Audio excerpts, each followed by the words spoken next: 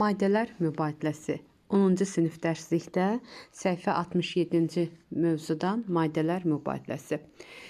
Biz bilirik ki, hər bir canlının əsas onun həyati xassələrindən biri də maddələr mübadiləsidir. Yəni, maddələr mübadiləsinə qidalanma, tənəffüs, ifrazat aid edilir. Və daima maddələr xarici mühitdən orqanizmə daxil olur, orqanizmlər tərəfindən parçalanır, lazımlı məhsullar qanı olmayan canlılarda toxuma mayesinə sorulur, lazımsız məhsullar isə həzm olmamış qida qalıqları isə xaric olunur. Məhz bu proses maddələr mübadiləsi adlanır.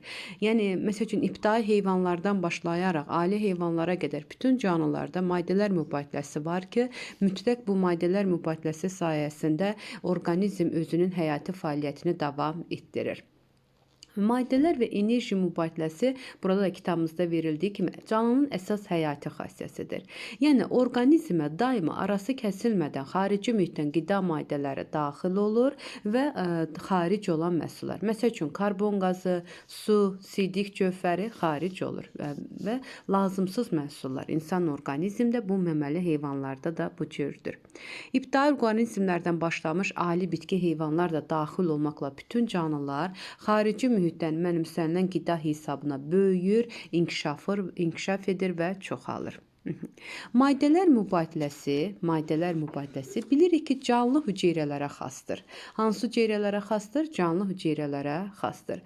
Məsəl üçün, üzüm maddələr bitkilərdə də, heyvanlarda da karbohidratlar, yağlar, sulallardır. Heyvanlar bitkilərdən fərqli olaraq hazır üzüm maddələrlə qidalanır və həzm orqanlarında həzm prosesləri gedir. Lakin bitkilər bilirik ki, qeyri-üzüm maddələrdən üzüm maddələr sintez olunur. Yenə deyirəm, maddələr mübadiləsi yalnız canlı hüceyrələrə məxsusdur. Maddələr mübadiləsi başqa bir adı da enerji çevrilməsi prosesi kimi müəyyən olunur və maddələr mübadiləsinin canlı orqanizmdə getməsi temperaturdan asılıdır.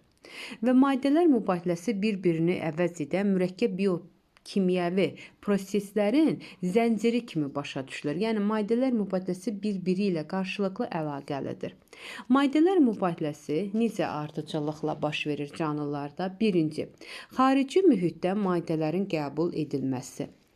Və qəbul edilmiş qidalı maddələr orqanizmdə həmin o qidalı maddələrin sərf olunması və yaxud da digər maddələrə çevrilməsi. Üçüncü mərhələ isə parçalanmış məhsulların bir qisminin xarici mühitə çıxarılması. Deməli, maddələr mübadiləsi 3 ardıcıl mərhələdə getdi. Birinci, xarici mühitdən maddələrin qəbulu, daha sonra onların istifadə olunması və digər maddələrə çevrilməsi, ən sonunda isə parçalanmış məhsulların, lazımsız məhsulların xarici mühitə çıxarılması. Maddələr mübadiləsinin 3 əsas formada, 3 əsas istiqamətdə həyata keçirilir. Bu hissəyə diqqət yetirək. Hansılardır? Ümumi maddələr mübadiləsi, aralıq maddələr mübadiləsi, əsas və ya enerji mübadiləsi. Ümumi maddələr mübadiləsinin başqa bir adı da toxumanın tənəffüsü adlanır. Toxuma tənəffüsü. Biz bilirdik ki, toxuma tənəffüsü vardı. Yəni, bunu həyata keçirən orqanoiddə mitoxondr idi ki, həmin o mitoxondrdə üzüm maddələrin oksidləşməsi nəticəsində oksigen qazı əmələ gəlirdi. Baxaq, orqanizmdə müşahidə olunan oksidaşma reduksiya reaksiyaları toxuma tənəffüsü adlanır ki, bu zamanda oksidaşma reduksiya reaksiyaları prosesləri baş verir və ümumi maddələr mübadiləsinin əsasını təşkil edir. Başqa cür adı necə oldu? Toxuma tənəffüsü. Digər maddələr mübadiləsi aralıq maddələr mübadiləsidir ki, aralıq maddələr mübadiləsinin başqa bir adı da hüceyrədaxili həzm prosesi adlanır. Yəni, aralıq maddələr mübadiləsi toxuma hüceyrələrində olan müəyyən üzv birləşmələrin digərinə çevrilməsidir. Bilirik ki, üzv birləşmələrdən olan, məsəl üçün, yağlar karbohidratlara, karbohidratlar yağlara çevrilə bilər və yaxud da zülallar yağlara və karbohidratlara çevrilə bilər. Lakin yağlar və karbohidratlar zülala çevrilmə bilməz. Yəni, üzv maddələrin digər bir üzv maddələrə çevrilməsi aralıq maddələr mübadiləsi adlanır. Başqa cür adı hüceyrə daxili həzmdir. Diqqət olaq, əzbərləməliyik. Digər əsas və ya enerji mübadiləsidir ki, enerjinin alınması və bir enerji növünün digər enerji növünə çevrilməsidir. Biz bilirik ki, üzvü maddələr parçalandıqda özlərindən enerji xaric edirlər. Həmin o enerji digər enerji növlərinə də çevrilə bilər. Məsəl üçün, bitkilərdə olan günəş enerjisi, elektrik enerjisi, işıq enerjisidir. İşıq enerjisi nəticəsində onlarda üzvü maddə əmələ gəlir, qlükoza məsəl üçün əmələ gəlir. Qlükoza parçalanır özü kimyəvi enerjiyə və kimyəvi enerjidən isə digər enerjilər yaranır. Lazımi enerjilər yaranır. Bu qədər. Deməli, maddələr mübadiləsinin 3 əsas hansı formaları var? Ümumi maddələr mübadiləsi, aralıq maddələr mübadiləsi, əsas maddələr mübadiləsi. Ümumi maddələr mübadiləsi oksidaşmə reduksiya reaksiyalarına aiddir. Aralıq maddələr mübadiləsi hüceyrə daxili həzmə aiddir və əsas və ya enerji mübadiləsi isə başqa bir adı bunun enerji çevrilmələrini də deyə bilərik. Bir üzvü maddə digər enerjiyə çevrilir.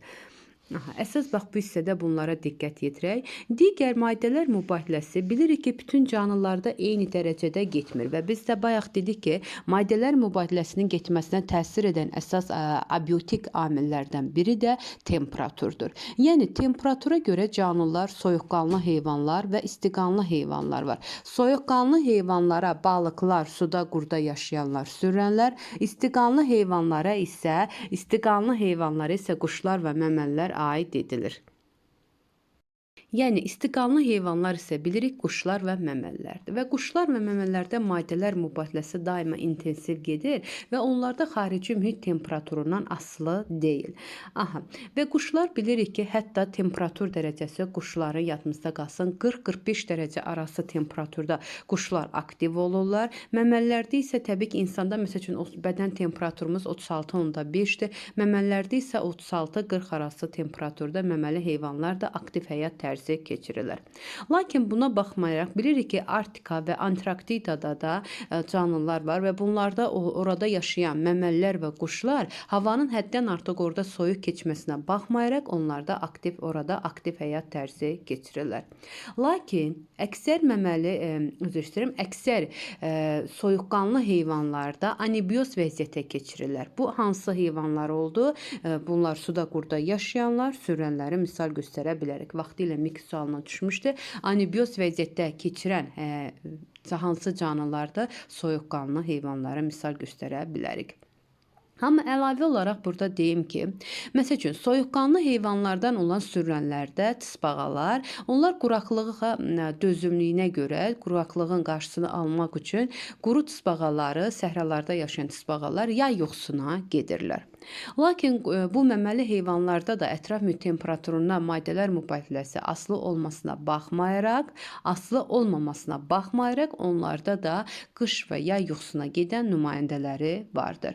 Məsəl üçün, qış yuxusuna gedən ayıları misal göstərə bilərik və bəzi gəmircilər də yay yuxusuna gedən nümayəndələri vardır.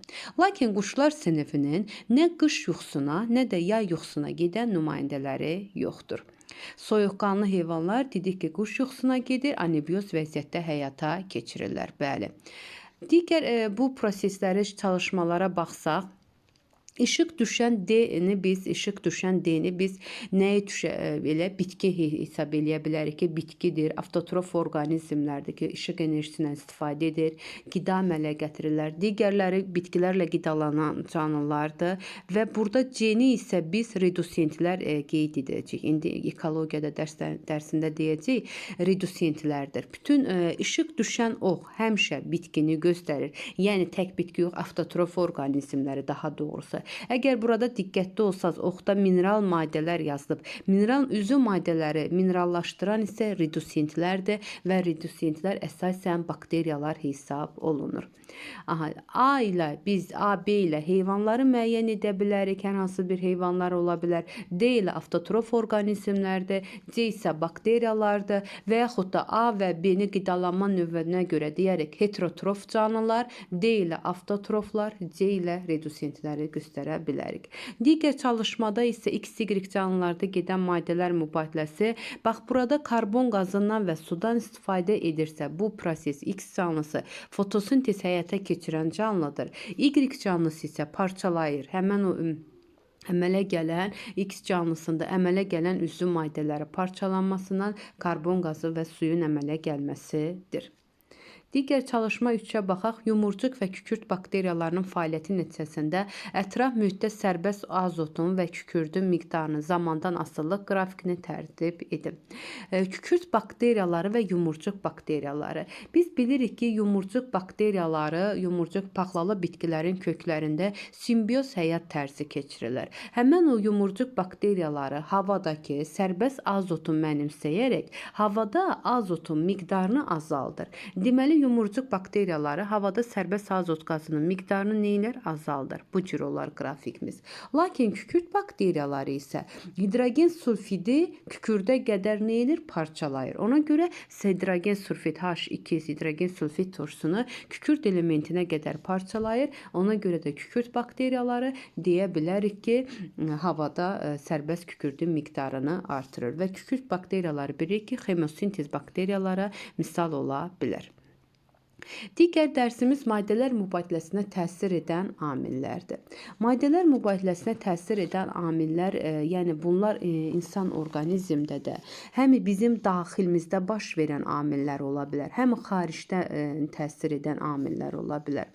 Daxili amillər orqanizmdə gedən maddələr mübadiləsinə birbaşa təsir edir. Xarici amillər isə təbii ki, dolayı yolla təsir edir. Məsələn, həddən artıq soyuğun olması, həddən artıq isti temperaturun olmasına misal göstərə bilərik. Və insanlarda bununla əlaqədar olaraq, məsəl üçün, bəzi orqanizmlərdə də dəyişikliklər baş verir ki, məsəl üçün, biz bilirik ki, amillərimiz, biotik amillər var, abiotik var, antropogen amillər orqanizmə təsiri var. Bu təsir əlverişli də ola bilər, əlverişsiz də ola bilər. Abiotik amillər bilirik ki, cansız amillərdir, su, hava, torpaq, işıq. Biotik amillər canlıların təsir etdiyi amillərdir, 4 qrup canlıları deyə bilərik burada. Antropogen amillər isə insan orqanizmlə əlaqəli olan amillərdir. Maddələr mübadiləsinə təsir edən ən güclü proseslərdən biri də qidalanma prosesidir. Biz dedik ki, maddələr mübadiləsinə tənəffüs prosesi, ifrazat və qidalanma. Ən güclü təsir edən isə qidalanma prosesini misal göstərə bilərik. Və biz bilirik ki, insana gün ərzində qidalı maddələrin müəyyən miqdarı olur. Məsəl üçün, biz bilirdik ki, karbohidratlar əsasən enerji mənbəyidir. Karbohidratların 300-500 qrama qədər gündəlik bizə karbohidrat lazım olurdu. Daha sonra zulallar 85-100 qrama qədər zulallar, 85 qrama qədər daha doğrusu zulal lazım idi. Yağlar isə 30 və 100 qrama qədər yağ mənşəli qidalar qəbul olunmalıdır.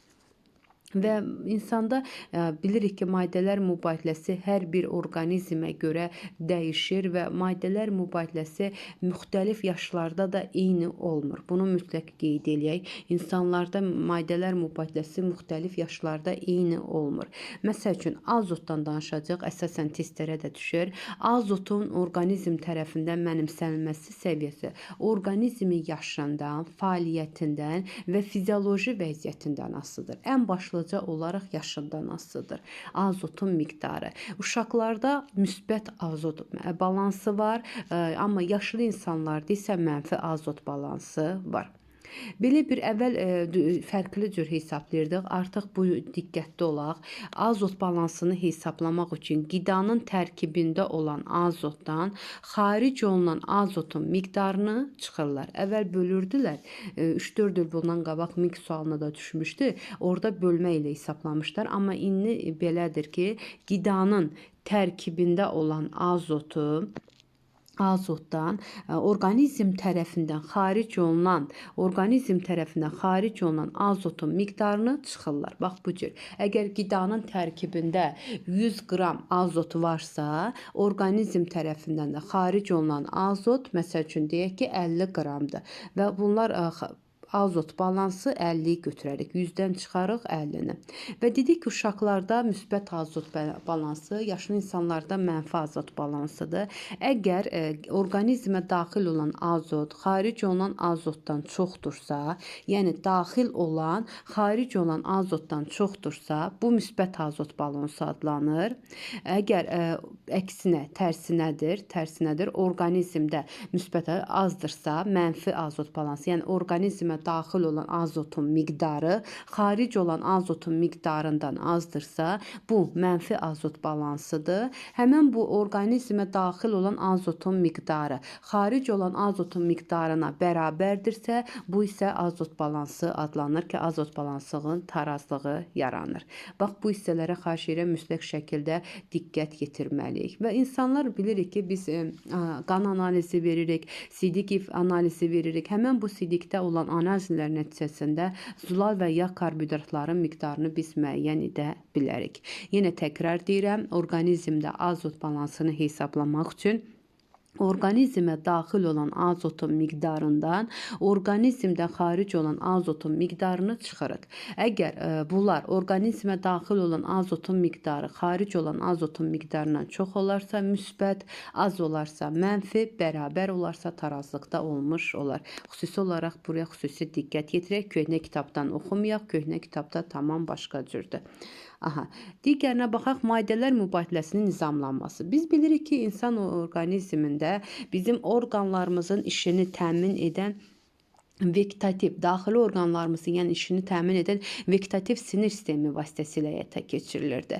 Və vegetativ sinir sistemindən bilirdik ki, simpatik və parasimpatik şöbələri vardır. Və bunlar daxili sekresiya vəzləri vardır. İstənilən bir orqanın işinin tənzimlənməsində bilirik ki, sinir sistemi və hormonal sistem, endokrin sistem də öz yerini tutur. Və burada əsas diqqət yetirməliyik ki, burada beləliklə insan orqanizmdə olsun və yaxud da digər canlılarda, heyvanlarda həzm və maddələr mübadiləsinin tənzimi vahid neyrohumoral mexanizmlər vasitəsilə həyata keçirir. Neyro nə deməkdir? Sinir tənzimidir. Humoral isə daxili sekresiya vəzlərinin ifraz etdiyi hormonlar vasitəsilə həyata keçirir. Əsasən sual düşə bilər ki, maddələr mübadiləsinin nizamlanması hansı sinir sistemi vasitəsilə həyata keçirilir? Vegetativ sinir sistemi ilə, nə ilə tənzimlənir? Neyrohumoral mexanizm vasitəsilə tənzimlənir. Vitaminlər və mikroelementlərin orqanizmdə maddələr mübadiləsinə xüsusi əhəmiyyəti kəsb edir ki, biz bilirik ki, orqanizmdə tənzimləyici kimi iştirak edən vitaminlərdir, o maddələr mübadiləsidir. Bir də mineral maddələrdir. Tənzimləyici funksiyanı həyata keçirirlər. Hətta su da bilirik ki, mineral duzlardır. Bunlar tənzimləyici funksiyasını yerinə yetirir. İnsan orqanizmdə vitamin çatışmamazlığı yarana bilər və vitamin çatışmamazlığı hipovitaminnoz adlanır. Ümumiyyətlə, orqanizmimizdə bizim insan orqanizminin 40-a qədər vitaminə olan tələbatı var. Yəni, bu vitaminlər bilirdik ki, A vitamini, B, C, D vitamini, Y vitamini, K vitamini və s. Məsəl üçün, biz bilirdik ki, insan orqanizmdə kör bağırsaq çıxıntısında bakteriyalar tərəfindən sintez olunan, bağırsaq çöpü bakteriyalar tərəfindən sintez olunan B və K qrupu vitaminlərini deyə bilərik. Və ya vitaminlər yağda həll olan vitaminlər və suda həll olan vitaminlər vardır. Yağda həll olan vitaminlər A, D, Y, K, suda həll olan vitaminlər isə C, B və P vitaminlərini misal göstərə bilərik. Və ən vacib olan, əgər bizdə A vitamini çatışmırsa, B vitamini A vitamininə çevrilə bilməz və mütləq şəkildə burada diqqət, yəni bir vitamin digər vitamini əvəz edə bilmir. Və biz də bilirik ki, vitaminlərdir, su və mineral duzlardır. Bunlar həzm olunmamış qana sorulan maddələrdir. Bunları yadımızda saxlayaq. Digər bir insanda maddələr mübadiləsinə təsir edən faktor uzun sürən aclıq və susuzluqdur ki, bunlar da maddələr mübadiləsinə kəskin təsir göstərir. Məsəl üçün, insanın qanda qlükozanın miqdarı az və ya çox ola bilər. Biz bilirik ki, insanın qanda qlükozanın, şəkərin miqdarını artıran adrenalin hormonu və qlükagon hormonudur. Lakin bəzi insanlarda bu qanda qlükozanın miqdarı az və ya çox olmasa, şəkərli diabet xəstəliyi əmələ gəlir. Əgər qanda qlükozanın miqdarı çoxdursa, bu zaman bilirik ki, şəkərli diabet xəstəliyi yaranır və qanda qlükozanın miqdarını azaltmaq üçün biz məhz qana birbaşa insulin hormonu vururuq ki, qanda şəkərin miqdarını azaltsın. Və qanda şəkərli diabet xəstəlikləri birbaşa maddələr mübadiləsinə təsir göstərir. Bu zaman qanda suyun miqdarı azalır. Ona görə şəkəri olan insanlar bilirik ki, suya daha çox tələbat duyurlar və bu zaman qanda suyun miqdarı azalır, diqqət, osmotik təzyiq artır, maddələr mübadiləsi pozulur və orqanizm normal fəaliyyət göstərə bilmir.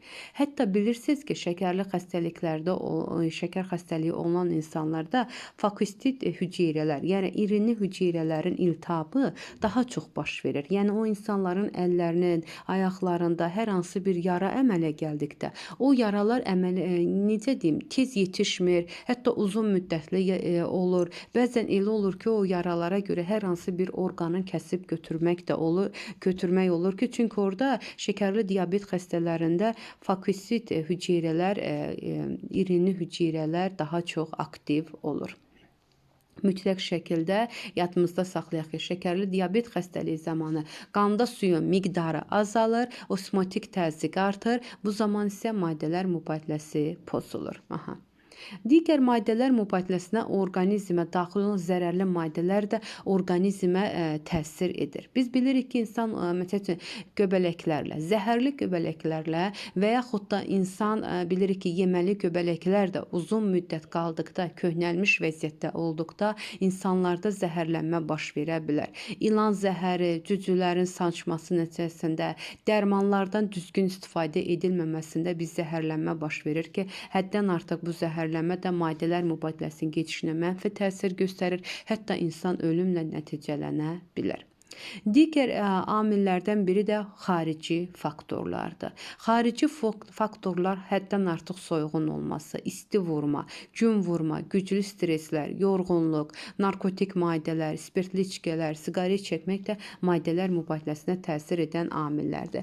Və yadınızda qalsın, isti vurma ayrıdır. Bunu təbii ki, bilirik ki, gün vurma ayrıdır. Həddən artıq isti vurma, onların dəriləri qızarır və bu zaman isti vurma, bədən temperaturu yüksəlir isti vurmada və bir çox da bu zaman isti vurma zamanı ilkin yardım onlara soyuq dəsmallar qoyulur ki, onların bədən temperaturu aşağı endirməyə çalışırlar.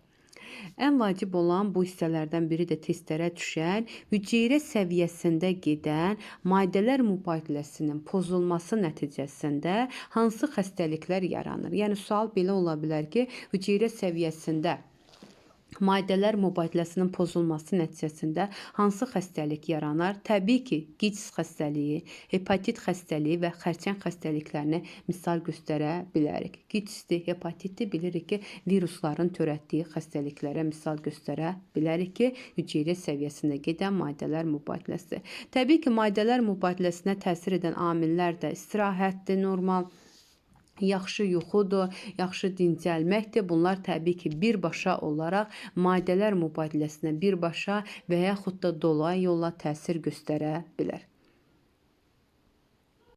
Davam edirik, deyək ki, məsələlərə baxaq. İnsana lazım olan sutkalıq minimal qida normalarını, onu nə qədər enerji ilə təmin etdiyini hesablayın. Ümumiyyətlə, insanın sutkalıq normal insanların 10.500 kilojul enerji sərf edirlər. 10.500 kilojul. Sutkalıq qida maddələri, məsəl üçün, yağlardır, zülallardır, karbohidratlardır. Zülalların 85 qramdır, bilirik. Yağların minimum 30 qramdır.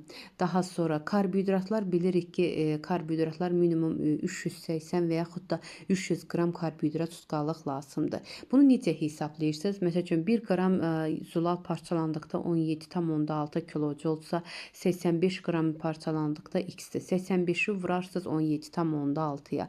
Daha sonra 30-u vurarsınız 38,9 kilojola yağlarda.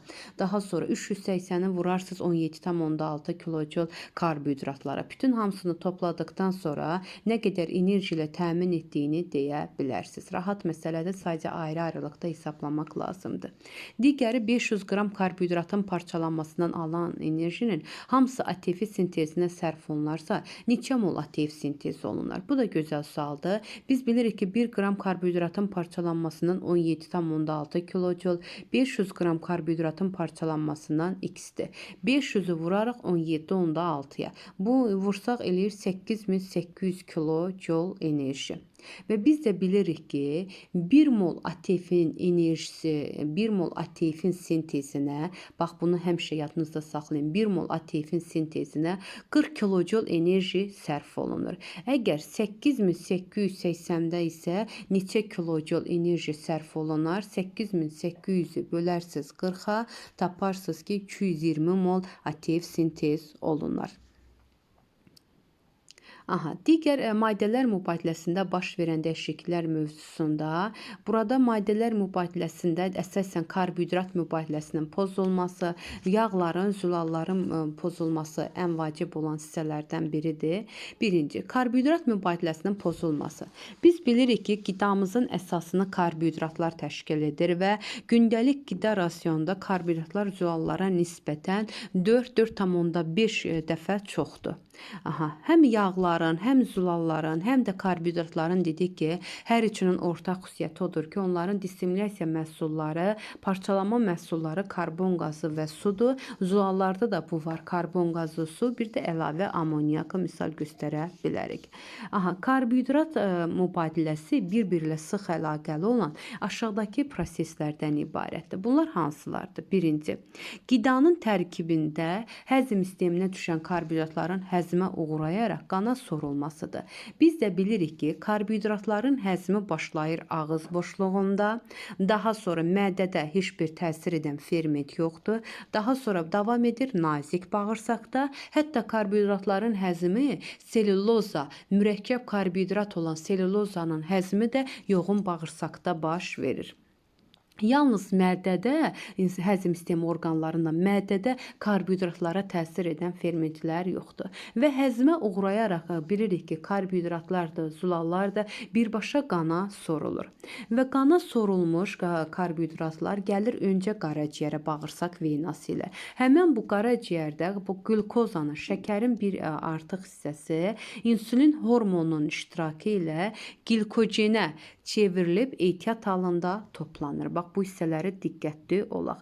Deməli, hansı hormonun hesabına? İnsulin hormonu hesabına glukoza glikogenə çevrilir. Lakin yadımızda saxlayaq ki, əksinə insulin hormonunun digər hansı hormonu idi? Mədə-altı vəzinin hormonu.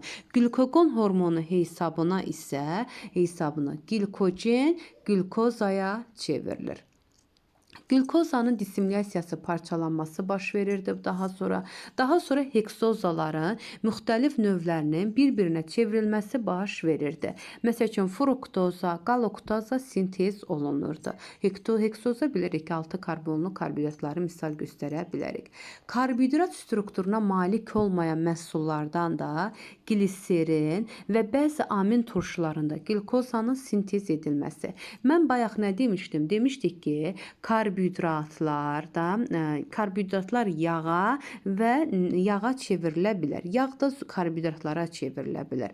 Bəzən isə insan orqanizmdə glukoza çatışmamazlığı zamanı gliserin lipiddir, yağdır, bunu deyək. Gliserindən glukoza əmələ gəlir. Amin turşularından glukoza əmələ gəlir. Çünki biz də deyirdik ki, zülallar həm karbohidratlara, həm də yağlara çevrilə bilər. Bax, bu isə bayaq dediyimiz fikri təsdiqləyir ki, karbohidrat strukturuna malik olmayan məhsullardan da glukoza sintez oluna bilər. Bizə testdə düşə bilər ki, glukoza yalnız karbohidrat strukturuna malik olan maddələrdən sintez oluna bilər. Məsəl üçün, nişastanın dissimulyasiyasından glukoza yarana bilər.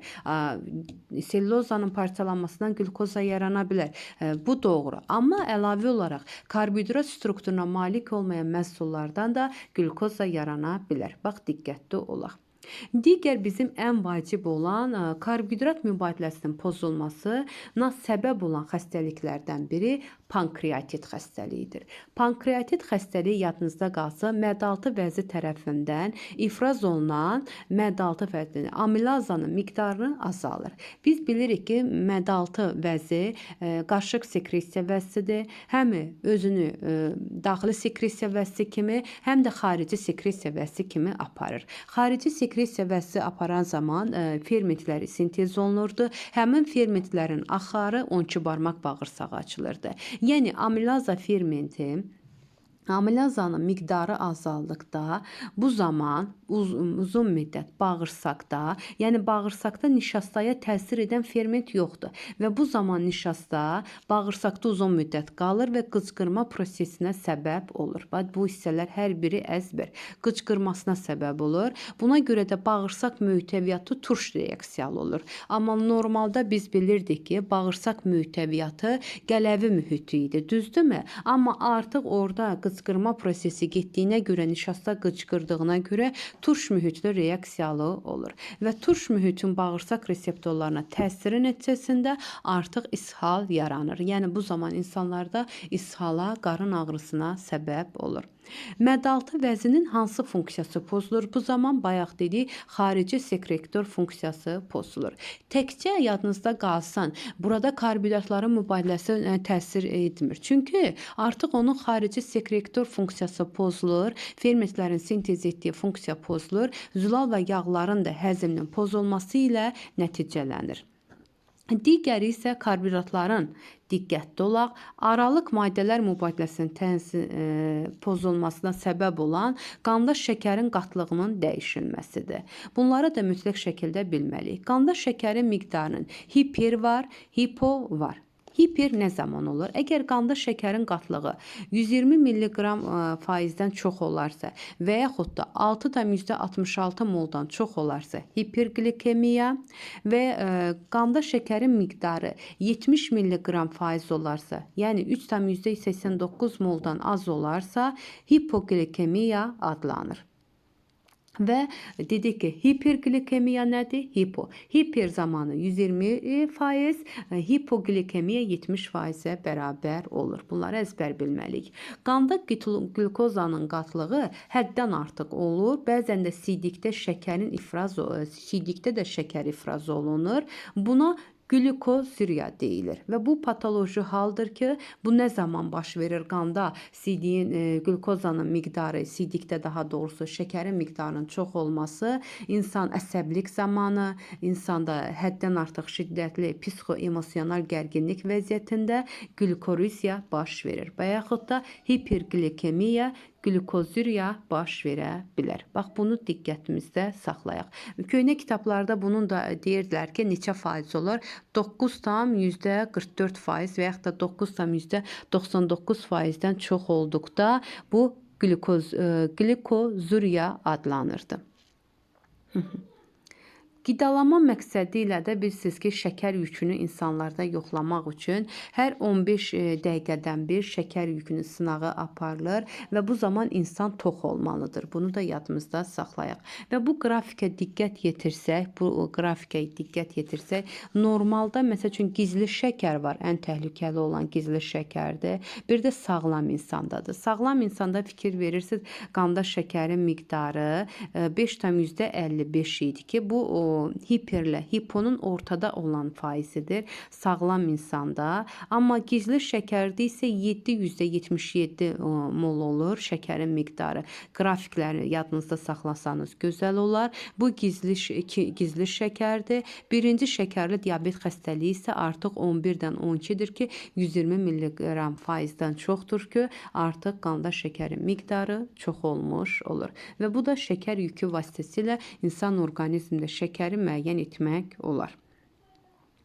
Digər üzü maddələr olan lipidlərin maddələr mübadiləsinin pozulması, lipid mübadiləsinin pozulması əsasən bu məddaltı vəzinin şirəsində onun fermenti olan lipaza fermentinin fəallığından asılıdır və təkcə lipaza fermentinin fəallığından deyil, hətta burada qaraciyərdə əmələ gələn öd də mühüm rol oynayır. Və deməli, həm öd kisəsində toplanan öd, həm də qaraciyər, həm də məddaltı vəzinin funksiyalarında baş verən dəyişikliklər lipidlərin həzminə və sorulmasına mənfi təsir göstərir. Yenə deyirəm, həm məddaltı vəzi, həm də qaraciyər. Qaraciyərdə öd, məddaltı vəzinin isə lipaza fermentini deyə bilərik. Diqqətli olaq, nə zaman insanda, məsəl üçün, bu xəstəliklər yaranır, lipid mübadiləsinin pozulması, öd axacağının tutulması, öd kisəsinin iltihabı, öd sekresiyasının pozulması, infeksiyon hepatiz zamanı yağların həzmi və sorulması pozulur. Bax, testlərə əvvəl MİQ imtahanda düşmüşdü. İnfeksiyon hepatit. İnfeksiyon hepatitin törədicisi viruslar deyil. Diqqətli olun, infeksiyon deyir. İnfeksiyon hepatiz zamanı yağların həzmi və sorulması pozulur. Yenə bu hissələr əzbər, öd axacağının tutulması, öd kisəsinin iltihabı, öd sekresiyasının pozulması, bir də infeksiyon hepatit zamanı.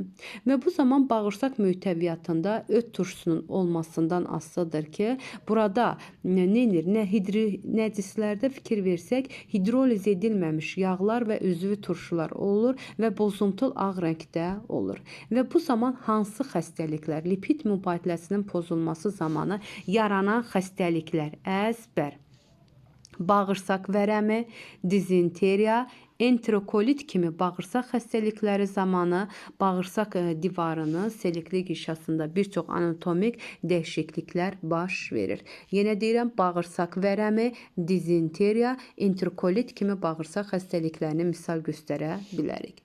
Biz bilirik ki, qida maddələrin tərkibində insanlar bəzən qidanın tərkibinə yağların çıxarılmasına çalışır, lakin yağların və lipidlərin çıxarılması yol verilməzdir. Çünki səbəb yağda həll olan vitaminlərdən məhrum ola bilərik, əvəz edilməz yağ turşularında məhrum ola bilərik. Çünki əvəz edilməzdir yağ turşuları da, bəli. Və yağda həll olan vitaminlər isə A, D, Y, K vitaminlərindən məhrum olmuş olarıq. Digər mübadiləmiz amin turşu mübadiləsinin pozulmasıdır. Amin turşu mübadiləsinin pozulması qazanılmış və irsi olmaqla iki qrupa bölünür. Qazanılmış keyfiyyətsiz qidalarla qidalanmaq, həzm sistemində olan yaranan problem, endokrin sistem, uzun müddətlik acılıq amin turşuları mübadiləsinin pozulmasına səbəb olan xarici faktorlardır.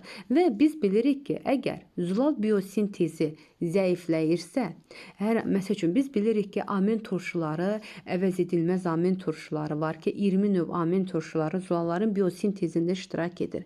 Əgər əvəz edilməz amin turşuları orqanizmdə çatışmırsa, bu zaman təbii ki, zulal biosintezi zəifləyər. Əgər zulal biosintezi zəifləyərsə, biz bilirdik ki, zulalın biosintezi zamanı sərbəst amin turşuların miqdarı azalırdı. Çünki zulal sintezi olunurdu.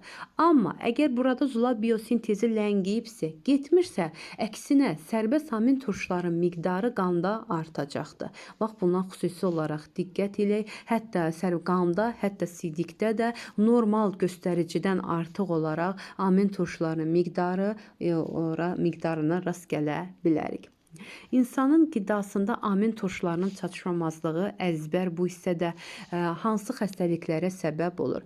Triptofanın çatışmamazlığı ciddi arıqlamağa, lizin çatışmamazlığı baş gicəllənməyə və ürək bulanmaya, histinin çatışmamazlığı isə hemoqlobin miqdarının azalmasına səbəb olur. Triptofan ciddi. Triptofan, tofan belə dolu deyilir bu söz. Ona görə ciddi arıqlamağa, lizin çatışmamazlığı baş gicəllənməyə, ürək bulanmağa, histin çatışmamazlığı isə qanda hemoqlobin miqdarının azalmasına səbəb olur. Histin, hemoqlobin, histin belə yadınızda saxlayın. Digər bilirik ki, amin turşuları mübadiləsinin pozulmasında baş verən irsi xəstəliklərdən biri də albinizm xəstəliyini misal göstərə bilərik. Albinizm o xəstəlikdir ki, burada pigment olmur. Məsəl üçün dəridə, tüklərdə, gözün quzeyli qişasında pigmentin əmələ gəlməsi pozulur. Bu zaman dərilər və tüklər ağ rəngdə olur, gözləri isə qırmızı rəngdə olur. Və biz yer üzərində də amin turşularının bu irsi pozğunluqların olması 100-dən çox xəstəliyə səbəb olmuşdur. Deməli, bunların dəriləri ağ rəngdə, tükləri ağ rəngdə, gözləri isə qırmızımtır rəngdə olur ki, albinizm xəstəliyi adlanır, irsi xəstəlikdir, autosom resessiv ötürülən xəstəlikdir. Digər mübadilə zulal mübadiləsinin pozulması zamanı yaranan xəstəlikdir. Biz bilirik ki, zulallar daima parçalanır və 5-6 aydan bir zulallar yenisi ilə əvəz olunur. Və insan orqanizmi böyüməkdə olan orqanizmdə zulallara ehtiyac daha çox olur. Məsəl üçün, böyüməkdə olan əzəllərimizin inkişafına bilirik ki, zulallara daha çox ehtiyac vardır. Lakin zulal mübadiləsinin pozulması çox ciddi xəstəliklərə səbəb olur ki, nə zaman zulal mübadiləsinin pozular? Bilirik ki, zulallara təsir edən fermentlər mədədə, nazik bağırsaqdadır və ilk dəfə zulalların parçalanması başlayır mədədə. Mədə şirəsində də pepsin fermenti vardır. Məhz bu pepsin fermentinin azalması çox vaxt mədədə bilirik ki, xlorid turşusu var. Həmin bu xlorid turşusunun azalması mədədə pepsin fermentinin azalmasına səbəb ola bilər. Diqqət, testlərə düşə bilər. Pepsinin azalmasına nə səbəbdir? Xlorid turşusunun azalması. Və xlorid turşusu çatışmayanda maddələrin pepsinə çevrilməsi ləngiyir və bu zamanda təbii ki, zulal mübadiləsi də pozulur olar. Və biz bilirik ki, orqanizmimizə daxil olan zulalların 90% orqanizm tərəfindən mənimsənilir, 10% isə mənimsənilmir. Diqqətli olaq, bu təzə testlərdə işlənilmir, amma bu suala düşə bilər. İnsan orqanizm tərəfindən daxil olan zulalların 90% mənimsənir. Məsəl üçün, bir gün ərzində orqanizmimizə misal deyirəm ki, 300 qram zulal daxil edilibdir. Bu zulalın neçə faizi orqanizm tərəfindən mənimsənir? 300-ün 100%dirsə, 90%-ə düşən x-dir. Təbii ki, bu 300 qram zulalın 270 qramı orqanizm tərəfindən mənimsənirlər. Mənimsənilməz 10%-i, yəni 30 qramı orqanizmimiz tərəfindən mənimsənilməz. Diqqətli olaq bu hissələrə. Və insan orqanizmində xaric olunan azotun miqdarı sutkada 2,5 qramdan artıq olmalı deyil. Nə qədər? 2,5 qramdan artıq olmalı deyil. Yəni, insan orqanizmdə zulalda azotun miqdarı, xaric olunan azotun miqdarı 3 qramdan və daha çox artıq olarsa, artıq bu bir xəstəlikdir. Xəstəliklərin yaranmasına səbəb olur. Və əsasən də uşaqlarda bu xəstəlik belə bir hal baş veribsə, uşaqlarda ağıl kəmliyinə və hətta erkən yaşda ölümə səbəb ola bilər. Dedik ki, normalda xaric olunan azotun miqdarı 2,5 qram, lakin normalda belədir. Əgər 2,5 qramdan çox olarsa, məsəl üçün 2,8, 2,9, 3 qram olarsa, artıq bu ağıl kəmliyinə və hətta ölümə də səbəb ola bilər. Burada çalışmaya baxaq. Çoxlu miqdarda karbohidrat qəbul edilmiş insanda bu maddənin miqdarını zamandan asılılıq qrafikini nəzərdən keçirin. Deməli, çoxlu karbohidrat qəbul etmiş insan qanda. Qanda karbohidratın miqdarı. Təbii ki, bu xəstə insanlarda olar ki, qanda karbohidratın miqdarını bu cür göstərə bilərik. Sabit idi, daha sonra artdı və sabit olur. Amma normalda mən sizə belə bir qrafik çəkmək istəyirəm ki, normal insanlarda karbohidratın miqdarı necədir? Məsəl üçün, glükozanın miqdarı köhnə dərsliklərdə verilirdi.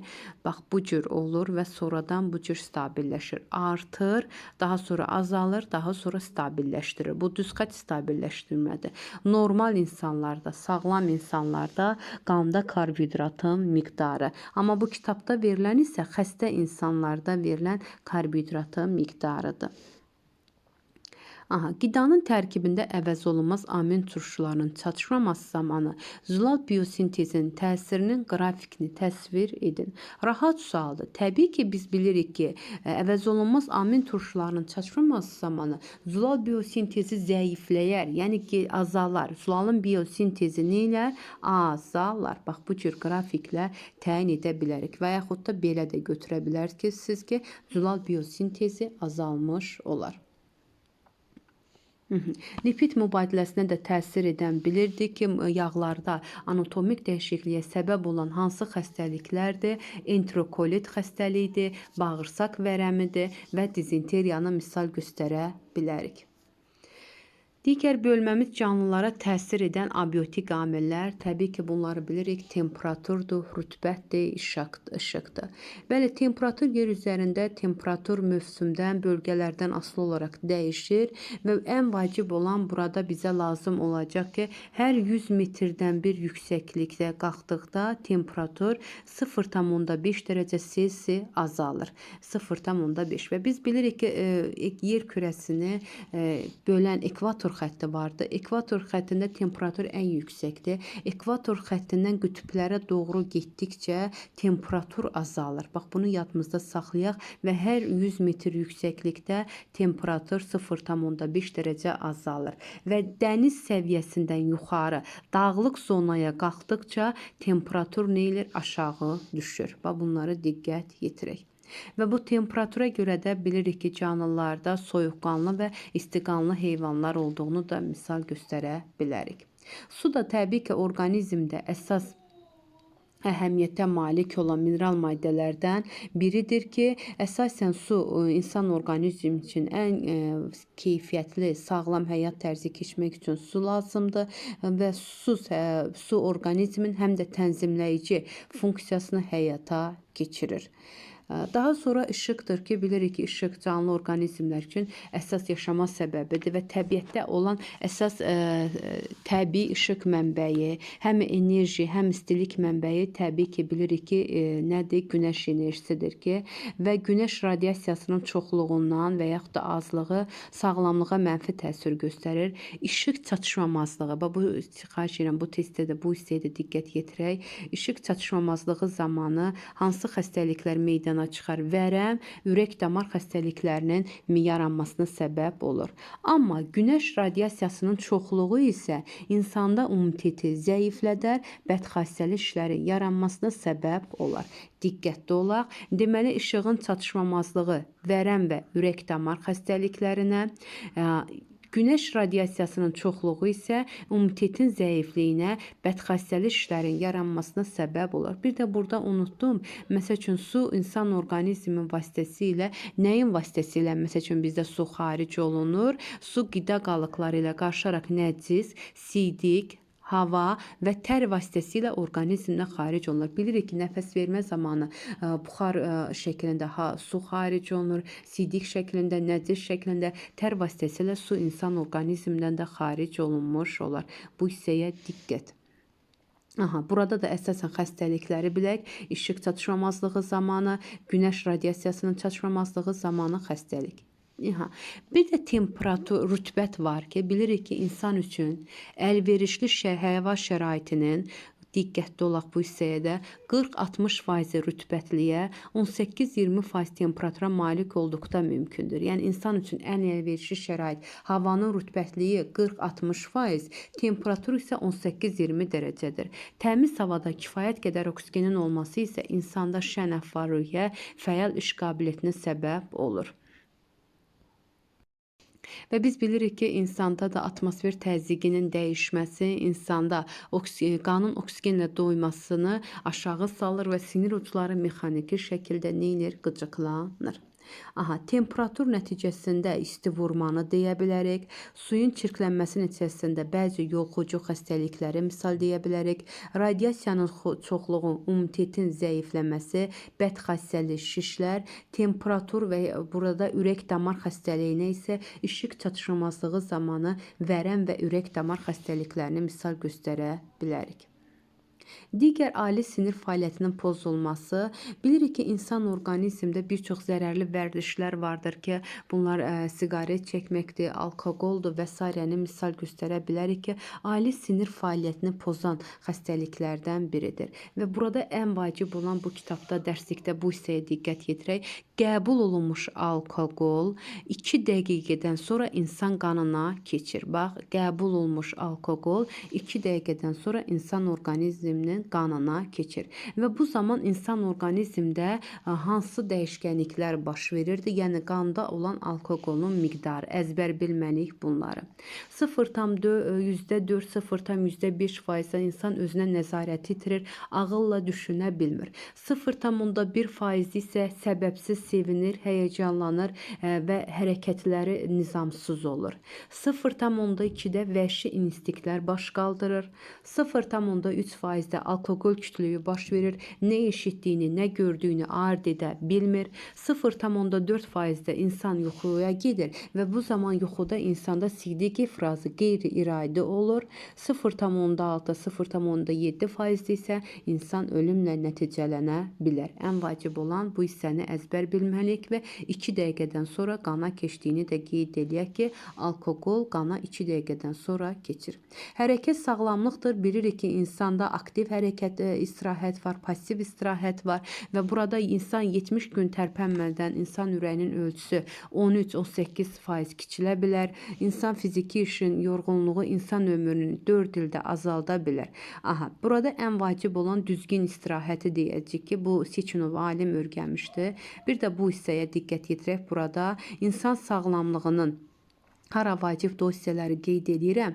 10% irsidir. 10% irsidir, 5% həkimin yardımıdır, 85% isə insanın özündən asılıdır. Görün, insanın özünə nə qədər məsuliyyət düşür ki, insan sağlamlığının 85% insandan asılıdır. Düzgün istirahət, aktiv istirahət vardır, passiv istirahət vardır ki, bunu ilk dəfə Sechenov öyrənmişdir, istirahətin aktiv və passiv istirahəti. Və bu hissəyə diqqət olaq. Fəal istirahət nədir, passiv istirahət nədir və əlavə olaraq fəal istirahət nə zaman səmərəli olur? Vərdiş edilmiş peşə fəaliyyətindən kəskin fərqləndikdə. Bəli, vərdiş edilmiş peşə fəaliyyətindən nə deməkdir vərdiş? Biri var, daimi siz kitab oxumaqla məşğul olursunuz. Artıq o sizin bir peşənizdir. Yazı yazmaq bir peşənizdir. Lakin siz onu arada fasilə edərək digər evdə fiziki işlərlə məşğul olsanız, peşə fəaliyyətini kəskin fərqlənən işlə məşğul olsanız, bu fəal istirahət olar. Və yaxud da dərzidə işləyən qadınlar daimi dərzi iş ilə məşğul olurlar, amma arada müəyyən bir fasilə edib kitab oxuya bilərlər. Kitab oxumaq yox, fiziki iş deyək daha doğrusu, əlavə bir fiziki işlə, məsəl üçün qab yumaqla məşğul olmaqla artıq bu fəal istirahət hesab oluna bilər. Çünki kitab oxumağı niyə demədim? Kitab oxumaq passiv istirahətdir.